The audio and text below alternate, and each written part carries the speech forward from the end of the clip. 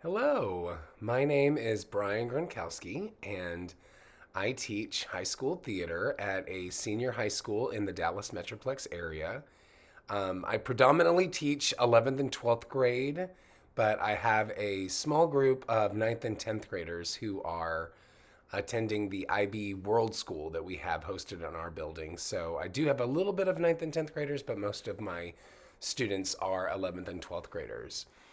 Um, we are in the deep of production right now. We open Chicago Teen Edition in 2 weeks, and I chose Chicago because of the name recognition. We unfortunately had to cancel our musical last year, Xanadu, because of just various COVID related and all sorts of scheduling issues, and it was a nightmare. But so I wanted to give the kids something that served them and also was popular enough that they would feel like they got a decent musical, even though they didn't get one last year.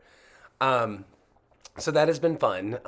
We've been working on that for 8 weeks. In my classes, I'm spoiled in that I teach 4 sections of advanced theater classes at varying levels. One of my classes is double blocked, but 4 advanced classes.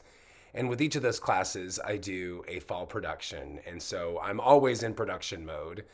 That's how I teach and address all of the teaks is actually through doing an authentic process. And when I go about choosing my plays, I look at the students and their experiences and their past roles and what they've been able to accomplish. Because I don't get them until junior year, I have to go and watch them at their freshman sophomore centers and kind of see a little bit about what they're about and what I think literature wise they can pull off. So with my honors theater production class, my single blocked class, I chose Rough Magic. This is the class that's eventually going to do our children's show. So I wanted to choose something that was physically big so that we could do exercises that created those big characters and this giant like X-Men style storyline. I thought was conducive to an environment where we could talk about children's literature and stuff. So um, while we did the production of Rough Magic, my process was very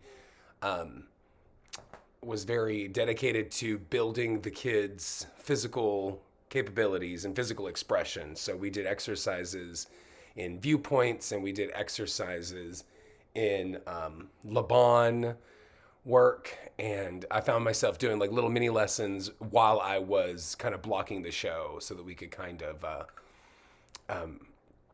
hit all of the teaks necessary to teach theater class. So that was fun. Then with my advanced class, we did the Angelina Project, which is a very, very interesting look at a real life axe murder that happened in Canada in the early 1900s.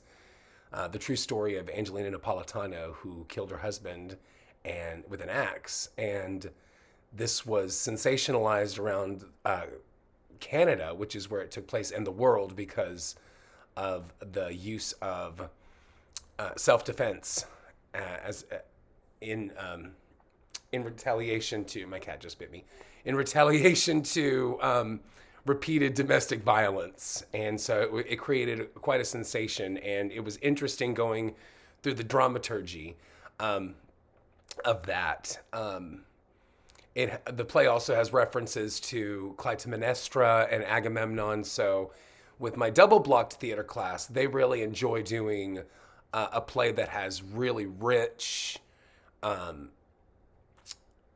background and dramaturgy, and they love to do design work with me, and so we chose that one because it had a lot of females, and my class is predominantly female. I have 14 kids, and 9 of them are girls and 3 of them are boys.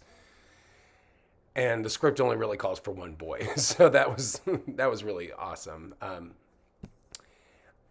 And so we finished that, and now I am charged with the choosing of a one act. In Texas, we do a UIL state one act play contest, and my theater major studies class, my double blocked advanced class that just did Angelina Project, is doing Blood Wedding. So when selecting a production for them, I kind of allow them a little bit of a voice. We read a couple of plays, we talk about potential designs, we talk about the suitability for us. I let them know that the final decision is totally mine, and this is a benevolent dictatorship, as I think one of the textbooks called our position. And although I value their input, I am still seeing the bigger picture, and I take full responsibility for choosing the production. So this year we have gone with Blood Wedding. After reading a couple of different productions and talking about them, and I think they're really excited about Blood Wedding. I've actually translated and adapted Lorca's original Blood Wedding a few years ago when I was at a previous school. And so I'm looking forward to looking at the script that I translated with a new lens of what I have learned over the past 8 or so years since I've done that show. And I bring fresh new perspectives. And I feel like I've grown as a director, and I have grown in life. So I bring different experiences every single production. So I'm looking forward to creating something new with the students and honoring what I feel to be Lorca's true intentions with the play, Blood Wedding. I'm really looking forward to that. And I think my pre-production process has grown over the last few years, especially. I didn't go, full disclosure, I did not go to school for theater. I am an elementary school education major that just really loved theater in high school. I went back and worked with my theater director as an assistant while I was teaching elementary school, and then got a job 14 years ago as a high school theater teacher on my own. And so I decided to take the certification test, and I passed, and I got my first classroom and opened up a brand new high school. And I've learned a lot of lessons through mentors, through fellow teachers, my high school director. I've learned from the School of Hard Knocks. I've made a lot of mistakes and have learned a lot from them. I have just kind of evolved in my method. So I've had a crazy way of getting to where I am, but I'm very much looking forward to a grad school class and this class and learning with all of you guys about pre-production process and directing vision. And hopefully just adding to my vision and becoming stronger, because that's what I want to do. I'm a lifelong learner. That's why I'm here. So I definitely want to. But my pre-production process, I definitely was always reading the play and always kind of figuring out a dramaturgy around the concepts within the play. But I think what I have come to see lately is more structural analysis. And I really liked the way that the Catrone textbook said that directors should look at a script like a scientist. And so I'm taking that with me on my journey through my children's show and my one act Blood Wedding, and looking at the actual structure of the script as a resource for how to go about directing it.